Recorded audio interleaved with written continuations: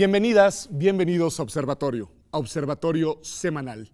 Mire, yo no sé en qué va la cosa, pero nos lo van a contar María y Carlos, pero quizá usted recuerde que ya desde hace algún tiempo se ha hablado que la Procuraduría General de la República, aquella PGR, se debe transformar no solamente nominalmente, sino en los hechos, en una Fiscalía General. Y de eso vamos a hablar hoy, de en dónde estamos, cómo va ese tránsito, hacia dónde va y qué creemos que va a pasar en esa importante transformación institucional. A ver, María, primero un poco, ¿en dónde estamos el día de hoy? Sí, bueno, estamos frente a un proceso que se está iniciando, que pasó primero en un largo periodo de 4 años desde la reforma que se dio en el 2014, ¿no? Donde se estableció un pase de Procuraduría General de la República, Fiscalía General de la República, con un tenor de autonomía, ¿no? Que era esencialmente la bandera, inclusive estuvo dentro de un contexto de reforma política. Ya después de eso sabemos que pasaron varios años donde se generó todo un debate en los 2 últimos años, ¿no? Donde la sociedad civil estuvo participando fuertemente, que era esta reforma del 102 constitucional, sí, donde la idea era que no fuera un pase automático, no solamente de procuradora fiscal, sino también de una institución, ¿no? Su recurso humano y todos sus procesos, un pase automático de Procuraduría y Fiscalía, que eso nos iba a llevar a que simplemente fuera un cambio nominal, efectivamente, ¿no?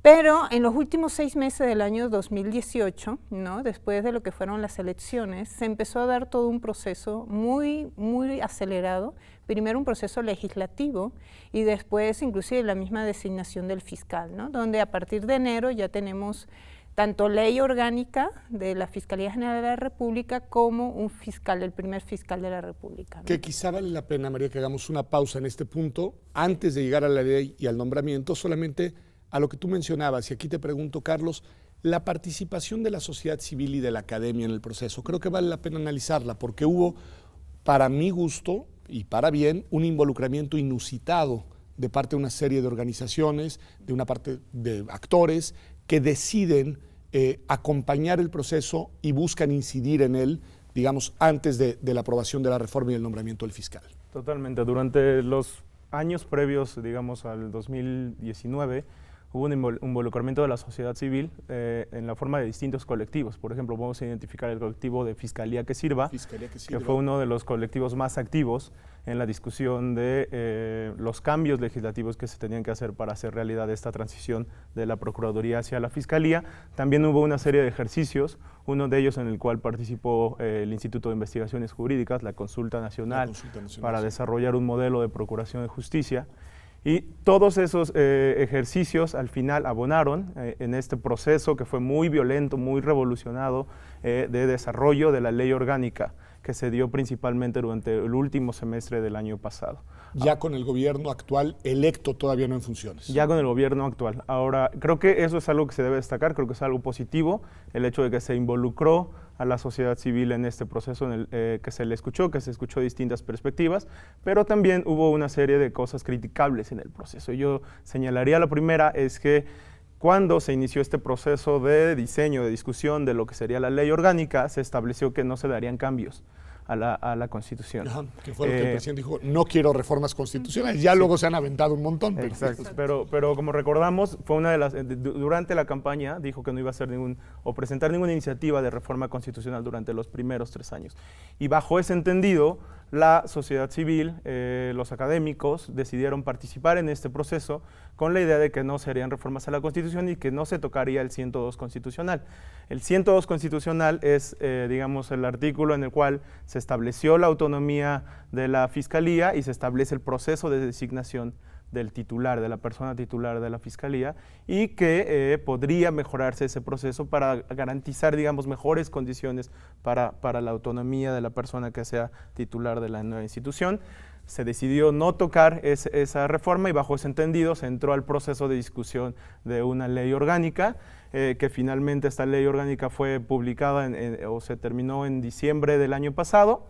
Y digamos, esa ley orgánica se hizo en ese entendido, pero creo que todavía quedan ciertos temas pendientes tanto en el ámbito de la Constitución, empezando por el 102, y también algunos temas, algunas temas que se deben atender dentro de la misma ley orgánica. A ver, y empecemos, bueno, más bien regresemos a ese punto, María, tu valoración de cómo resultó esa ley orgánica, es decir, después de tanto esfuerzo, de lo que Carlos bien nos describe, de un proceso, además de interacción institucional entre sociedad civil, entre poder legislativo, con el propio ejecutivo, todavía en el gobierno anterior, y después este momento en el cual, desde el gobierno actual, en ese entonces electo, se abren las mesas, se convoca a los actores sociales que habían venido trabajando, se les escucha y se aprueba una ley. ¿Cómo está esa ley? Tu valoración de la ley orgánica de la Fiscalía General de la República. Sí, la ley tiene elementos positivos, ¿no?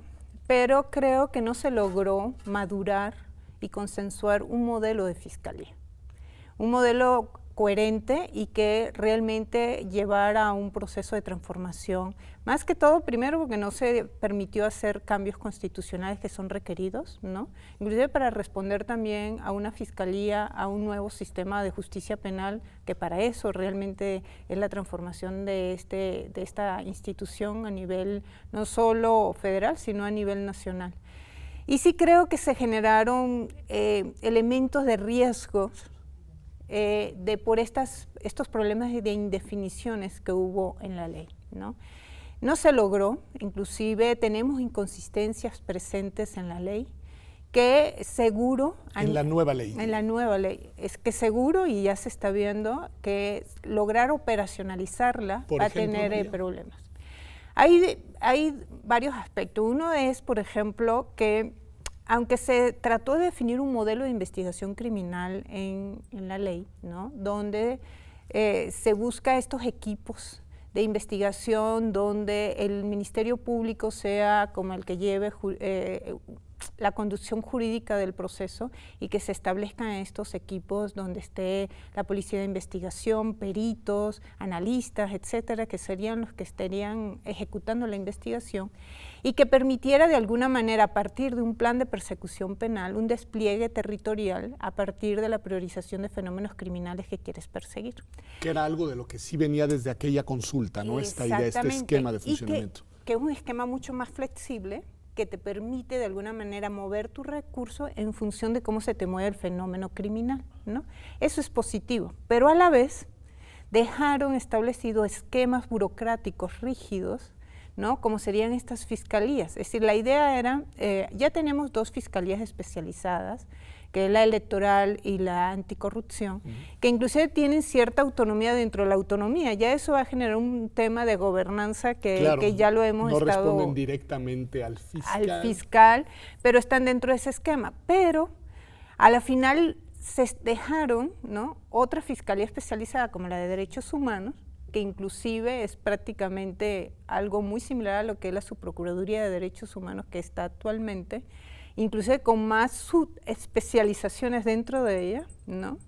Y por el otro lado tenemos unas coordinaciones, ¿no?, que no están claramente definidas. Entonces, por ejemplo, tenemos una coordinación de métodos de investigación que prácticamente la Agencia de Investigación Criminal, y a la final lo que estamos viendo es que dejaron la agencia y crearon la coordinación. Entonces ya estás de nuevo burocratizando un proceso que debería de estar. Entonces es ahí donde yo veo que es el principal problema. Hay otra coordinación que además no saben qué hacer con la que es la Subprocuraduría ahorita de la CEIDO, ¿no?, de delincuencia organizada, más otras como las de delitos federales, que lo que van a buscar es juntarlas y meterlas en esa coordinación. Y hay una coordinación que es la coordinación general, que es prácticamente un poder casi de contrapeso con el mismo fiscal. Es una especie de vicepresidencia, digamos. Algo increíble porque tienes temas estratégicos, tienes temas operativos y tienes temas administrativos, todos ahí en conjunto. Entonces hay una indefinición ahí, realmente quedó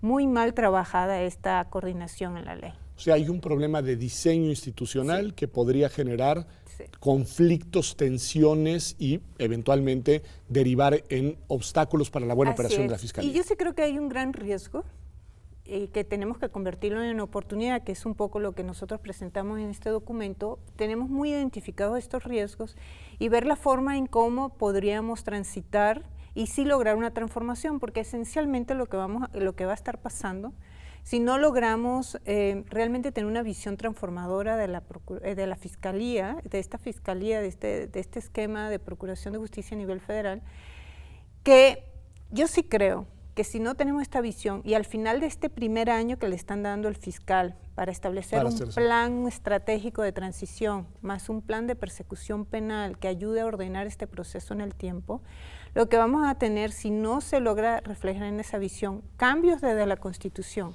y cambios en la misma ley orgánica donde redefinas ese modelo de institución que necesitas, yo sí creo que tenemos un alto riesgo que prácticamente lo que vamos a tener es esencialmente lo mismo, ¿no? O sea, lo mismo.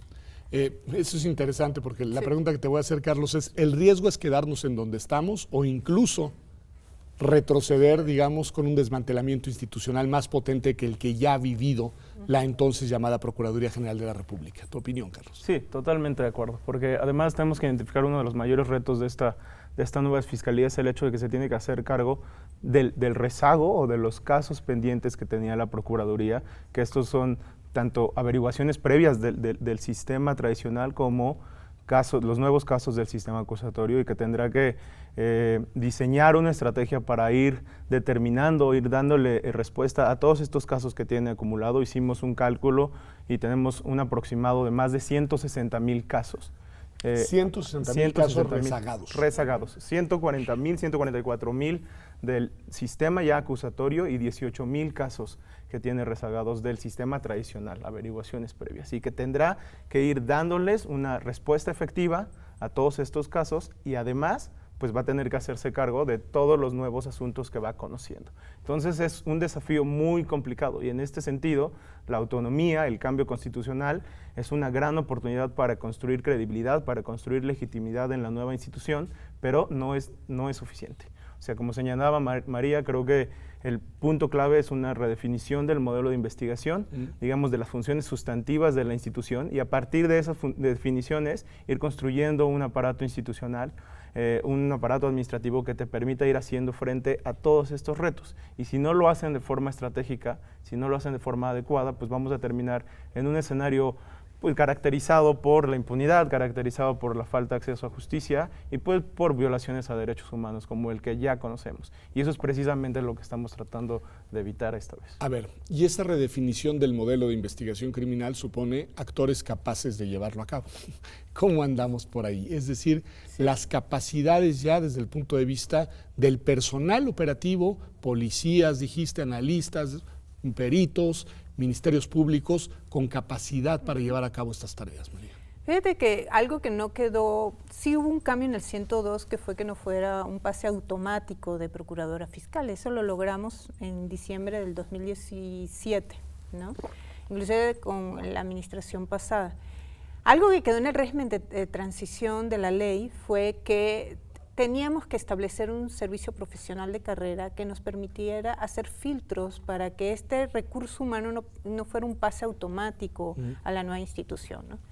Y es ahí uno de los principales retos, ¿no? Porque además tenemos la gran dificultad de que sí se necesita un cambio constitucional para establecer realmente un sistema de servicio profesional de carrera, que es el 123. Tenemos 3 actores, 3 operadores que tienen mucha inestabilidad y no permanencia, como son los policías de investigación, la policía, los peritos y los ministerios públicos. Que son clave los 3 actores. Que son clave los 3 actores en el proceso. Entonces, sí es un gran reto, no es solamente, bueno, inclusive ya existía un servicio profesional, un servicio de carrera dentro de la PGR, pero no se llevaba a cabo, pues tenemos una alta rotación, es un ministerio público, unos operadores que definitivamente no tienen independencia técnica en su función, que eso es principalmente uno de los aspectos claves que tenemos que lograr a través de esta transformación institucional, ¿no? Entonces, ahí, claro, le tienes que dar esa estabilidad, esa permanencia, ese desarrollo profesional que logre en el tiempo y que puedan ir respondiendo y que sea independiente a nivel de lo técnico, pues de su trabajo y su función, y evitar esas injerencias que tenemos, ¿no?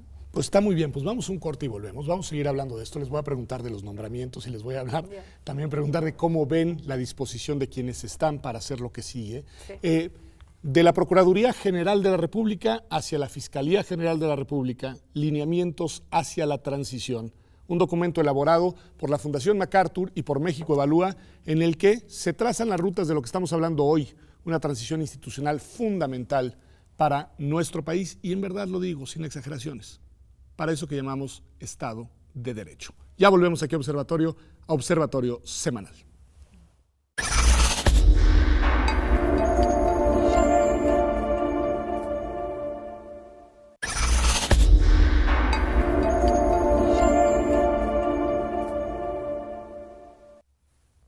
Ya estamos de vuelta aquí en Observatorio Semanal, y estamos hablando de la transición necesaria porque jurídicamente está trazada, pero políticamente muy complicada, desde la Procuraduría General de la República hacia la Fiscalía General de la República. Carlos, nos contaron ustedes, tú y María, un poco cómo fue el proceso por el que llegamos a una nueva ley secundaria. María nos describió muy bien con algunas ventajas, pero también dónde están las debilidades, sobre todo desde el punto de vista del diseño institucional de lo que será la nueva Fiscalía, y también el problema que hay y que tenemos desde hace tiempo de contar con el personal capacitado, estable, de carrera, que pueda operar el nuevo modelo de investigación criminal. Pero tú mencionabas, y por ahí voy, que se llevaron a cabo también los nombramientos. Tenemos un fiscal general nuevo, tenemos un fiscal de delitos electorales nuevo y una fiscal finalmente que no existía, nunca la había nombrado, anticorrupción. Tu valoración del proceso, de la forma y, si quieres, incluso de las personas que han sido designadas. Sí, pues fueron procesos altamente cuestionados, empezando por el proceso de designación del fiscal general. Hertz Manero. Fue un proceso altamente cuestionado porque pues al final del día no se dio ya en el proceso de designación, no se dio participación a la ciudadanía, no se dio participación a la sociedad civil como se esperaba, y al final este proceso altamente criticado terminó pues con un fiscal carnal, podemos decirlo en esos términos. Me interesa que te detengas, porque fue la gran lucha de la sociedad civil. Nos fue como en feria los que dijimos que se quede Raúl Cervantes y le demos la oportunidad. Yo seguía convencido y hoy estoy convencido de que tenía razón, pero ese es mi punto de vista. Es decir, pero fue la gran batalla, que Raúl hubiera sido, el doctor Raúl, un fiscal carnal. ¿De quién? Del gobierno anterior, ¿no? Del gobierno de Peña Nieto y tal, y que les garantizaría impunidad y que no haría un trabajo independiente, y entonces se presionó mucho para que eso no sucediera, y ahora nos dices tú que al final Hertz Manero lo es del gobierno actual. Pues al final tuvo este gobierno la posibilidad de nombrar a alguien que es afín, digamos, a esta nueva administración, y que además pues no se han mostrado muy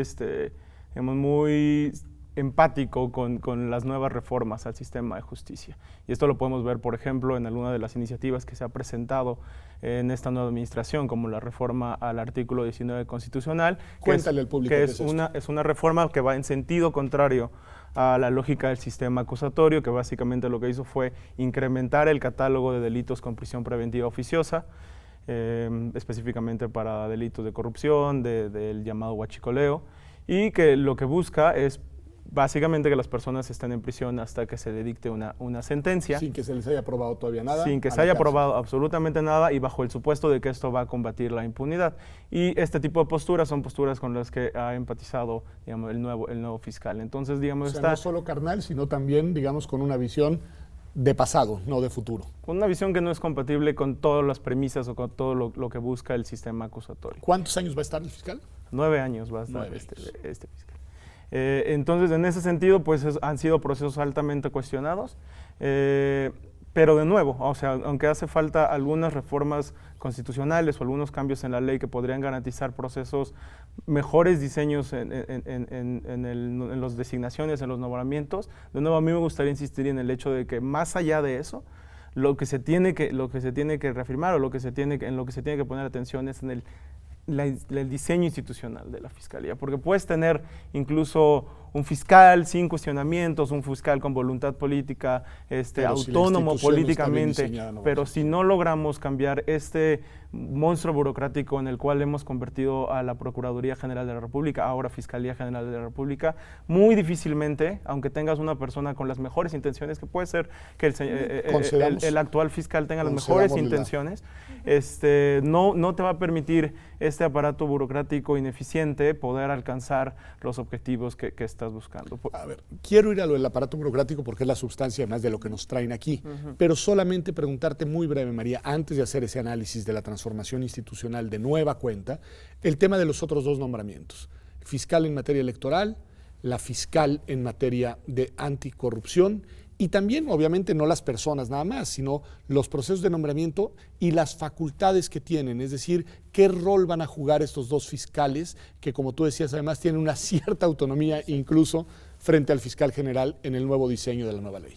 Sí, bueno, igualmente, inclusive fue una designación menos debatida, ¿no? Fue prácticamente una designación directa, ¿no? En los dos casos. En los dos casos son afines al fiscal, ¿no? Y al nuevo gobierno.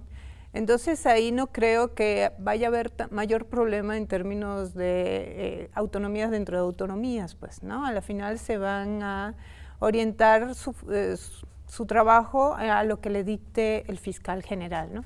A la final hay una herramienta que de alguna manera podría ayudar desde el punto de vista de política pública, ¿no? Que es el plan de persecución penal, ¿no? Donde tienen que hacer una definición de los fenómenos criminales que vamos a estar priorizando y en el cual vamos a orientar los recursos que tiene la institución sobre esos fenómenos en el tiempo, ¿no? Aquí el tema que yo creo que es algo muy problemático es que todavía tienes un tema del volumen, ¿no? De casos, de delitos, vamos a decir, de menos complejidad que le entran a la Fiscalía versus los que serían los fenómenos criminales que atienden a mercados criminales mucho más complejos y que requieres mayor recurso de investigación para lograr perseguirlos y combatirlos, ¿no? Entonces sí creo, y hay temas ahí cruciales, más que el electoral, es el tema el tema de corrupción. Creo que es un fenómeno que además es transversal a muchos fenómenos criminales, ¿no? Y es de alta complejidad en términos de lograrlo perseguir, ¿no?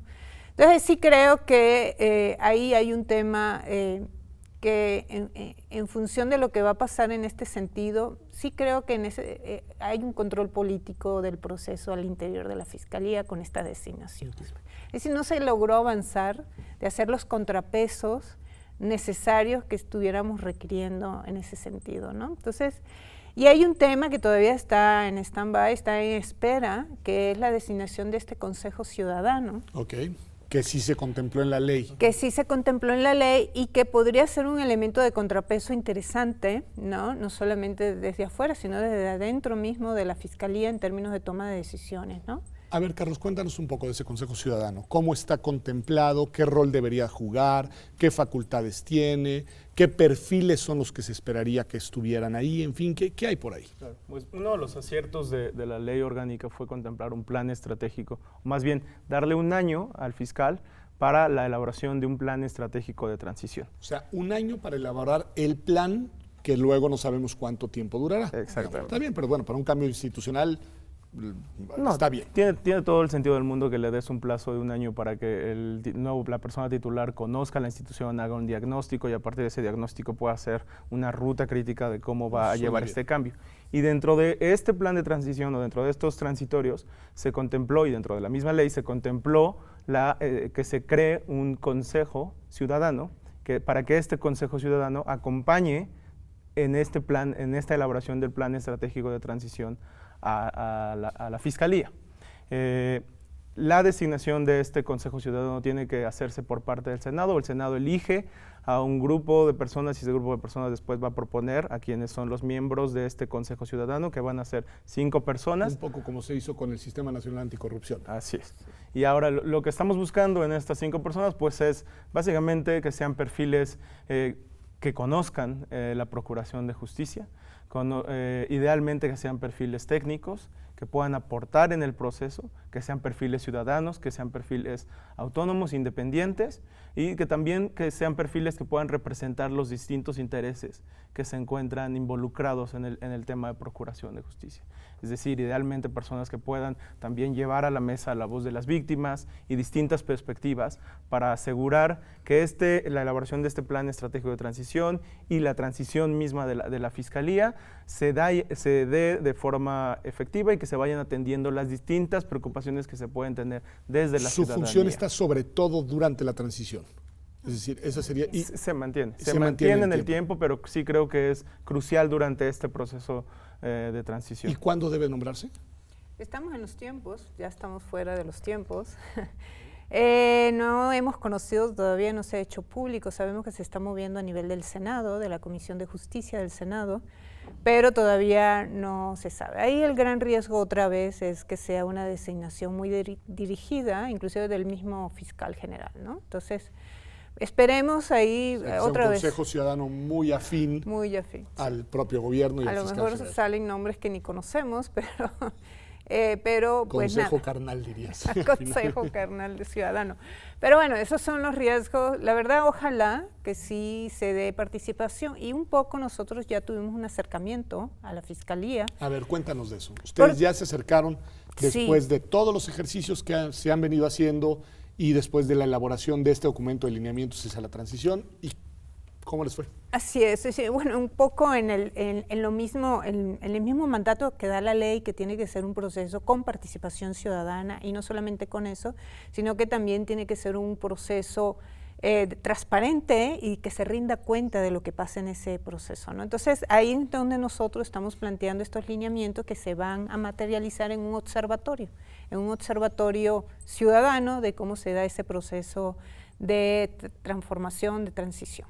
Nos acercamos porque es nuestra idea, porque tenemos que tener acceso a la información interna, observar procesos, cómo se lleven a cabo.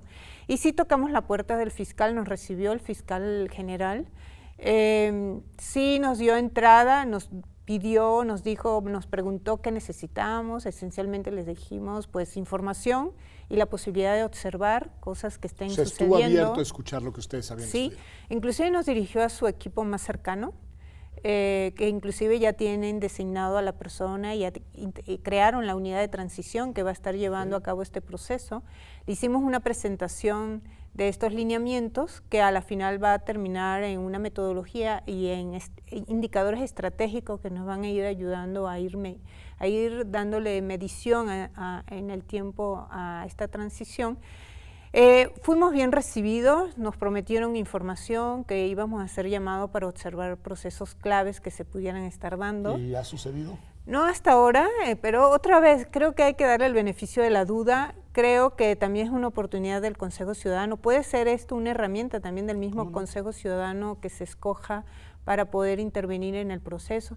A la final yo sí creo que tiene que darse una apertura, legitimar, porque tenemos un problema importante de esta institución de falta de credibilidad y confianza ciudadana sobre ella, ¿no? Entonces, no es solamente un tema histórico que se ha profundizado, y creo que tiene que ser un proceso que le tienes que abrir, aunque el fiscal nos dijo muy claramente, cada uno en su rol, ¿no? Sí, sociedad civil en su rol, yo como fiscal en mi rol, porque sí usamos una palabra de acompañamiento, no le gustó la palabra acompañamiento, dice, bueno, cada quien en su lugar, pero ¿qué necesitan? Ahí se abrió y le dijimos pues que nos dé acceso a todo el proceso. Pero a ver, es interesante, te lo pregunto para cerrar el bloque, si cada uno en su lugar, ¿qué posibilidades reales de incidir en las decisiones vislumbras, Carlos, vislumbra María obviamente, desde el punto de vista de la participación de la sociedad civil, y yo lo digo desde la silla en la que yo estoy, desde el lado de la academia? Claro. Bueno, yo destacaría una nueva herramienta que justo también se contempló en el nuevo diseño de la Fiscalía, en la ley orgánica, que es este plan de persecución penal que había mencionado María anteriormente. Creo que este plan de persecución penal es uno de los grandes aciertos, porque al final lo que se espera de este plan de persecución es que la Fiscalía nos establezca cuáles son sus tareas, que nos diga esto es mi tarea A y esta es mi tarea B, y cuando termine mi tarea B voy a hacer C y D y lo voy a lograr de esta forma.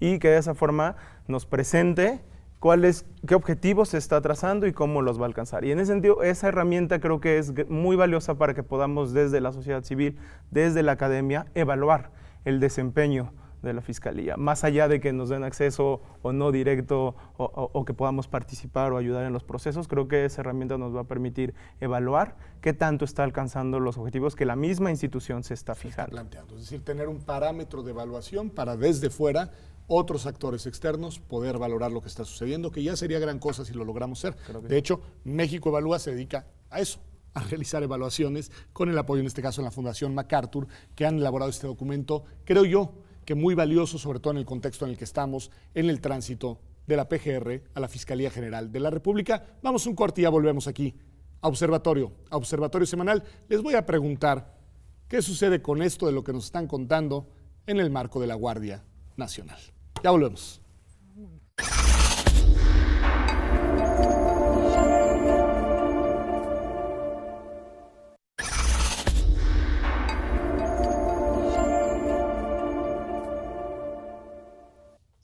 Ya estamos aquí de vuelta en Observatorio Semanal y estamos hablando del tránsito necesario y muy importante desde la PGR hacia la Fiscalía General de la República, a partir, digamos, no solamente de este documento, pero de un documento importante que han editado México Evalúa, la Fundación MacArthur, y que tiene que ver precisamente con lineamientos hacia esta transición que tomará su tiempo, pero que es importantísima llevarla a cabo. Pero les decía antes del corte, María, y me gustaría empezar por ahí, que no es el único cambio institucional que está teniendo lugar en materia de seguridad.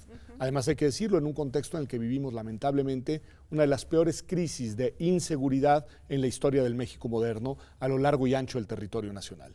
Y a la vez que se está, digamos, iniciando jurídicamente por lo pronto el tránsito de esta transformación, el presidente de la República, su mayoría legislativa y en este caso incluso con el consenso de todas las fuerzas políticas, emprendió la creación de esto que se ha llamado Guardia Nacional y que ha generado una enorme polémica, entre otras cosas, por su naturaleza, no jurídicamente, pero políticamente militar. ¿Qué decir de esto? Es decir, cómo mirar el tránsito que nos interesa de PGR a Fiscalía en el marco de la Guardia Nacional. Seguimos con una perspectiva donde nos lleva a una desarticulación de seguridad y justicia, donde otra vez le estamos dando más énfasis a la parte de seguridad, ¿no? Y la seguridad, otra vez con énfasis en la mano dura, ¿no?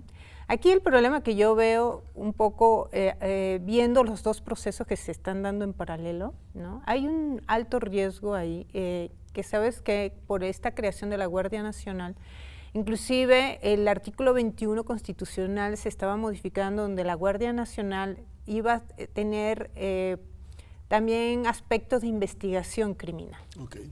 Entonces, iba a hacer lo que le toca hacer a la PGR. A la Fiscalía General. La Fiscalía General. Entonces, ahí sí yo creo que hay un problema que hay que ver cómo se soluciona en cuanto a diseños institucionales, ¿no?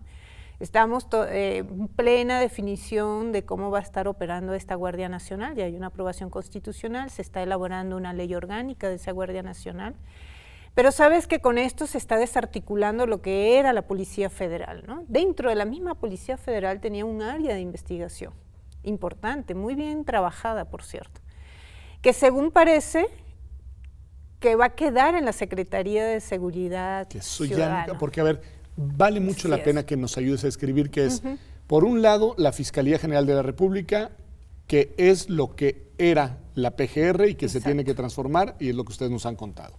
Por el otro lado, un nuevo cuerpo de seguridad llamado Guardia Nacional, con esta naturaleza híbrida, militar-civil, pero que además parece que va a quedar en manos de un militar activo. ¿Qué quiere decir? Que su jefe va a ser... Sí, va a tener un mando militar, pues. Un mando militar, pero ¿esta Guardia Nacional está dentro de la Secretaría de Seguridad Pública? Así es, va a estar dentro, exactamente. Que tiene un mando civil. Civil, exactamente. Y entonces un mando civil le va a dar instrucciones al mando militar. Es ahí las inconsistencias. Es decir, la verdad, ahí yo creo que la operación de esto a la final va a tener una tendencia militar. Okay.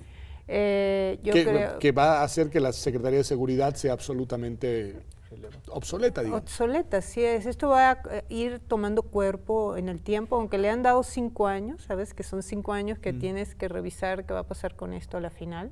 Pero son aspectos que vienen desde la Constitución. Cambiar esto se va a consolidar y esto va a mantenerse, ¿no? Yo creo que es el riesgo importante que tenemos.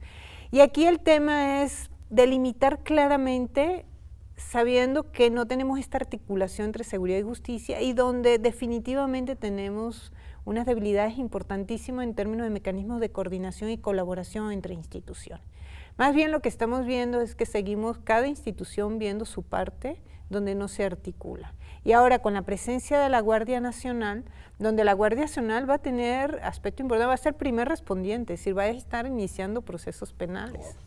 Y no solamente primer respondiente, sino que definitivamente hay que ver cómo termina quedando la ley orgánica, pero yo sí creo que va a tener funciones de investigación. Que de alguna manera entonces puede, se superpone a lo que le tocaría a la Fiscalía General. Entonces es ahí donde veo un alto riesgo, porque ya entonces no es solamente un tema de seguridad, sino que va a absorber aspecto de la parte más de justicia, ¿no? Entonces ahí ya definitivamente es un régimen de mano dura, donde el tema militar y el énfasis en un lado punitivo de todo el proceso, yo creo que es de alto riesgo para el país en términos de violaciones graves de derechos humanos, de otros aspectos más de garantía de debido proceso jurídica y de todas y todos nosotros, digamos, ¿no?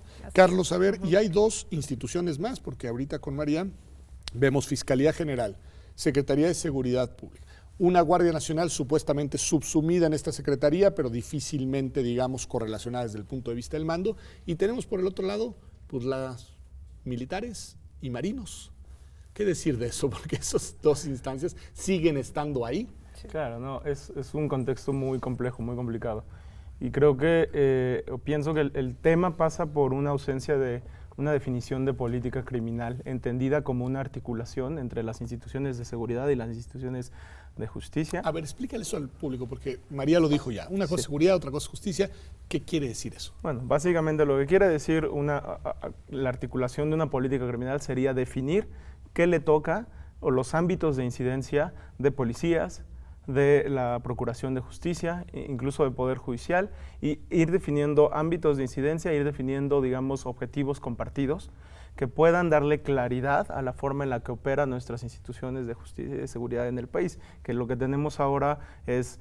Hay una política criminal de facto que opera y casi siempre es de mano dura, pero no se han establecido objetivos estratégicos, no se han sentado las distintas instituciones a coordinar cómo sería esta estrategia que tendría que empezar desde la prevención del delito hasta la ejecución de las penas. Es decir, cuando ustedes dicen mano dura, dicen en realidad lo que hay simplemente palazos de ciego, pero no hay todo el trabajo, digamos, preventivo, reconstructivo, que debería llevar a una baja de la incidencia delictiva. Articulado y coordinado, y lo que tenemos es acciones aisladas que a veces son contradictorias, a veces son incompatibles, y precisamente pues esto se agrava cuando tienes, como bien mencionas, pues a 60,000 elementos de las Fuerzas Armadas desplegados en el país, que esta información salía el día de ayer. En promedio hemos tenido 50,000 elementos de las Fuerzas Armadas. En estos primeros 3 meses ha aumentado 60,000 elementos de Fuerzas Armadas desplegados en el país. Entonces es un contexto muy complicado en el que está, sobre todo creo que lo que hay es una total desarticulación de las instituciones. Y esto también es grave porque la Fiscalía tiene que desarrollar este plan de persecución penal que te mencionaba hace un momento, y este plan de persecución penal, de acuerdo con la ley, tendría que ser compatible o tendría que ser responder a los objetivos que se plantean en una política criminal. La misma ley establece que se tiene que definir una política criminal y no la tenemos. Entonces no hay...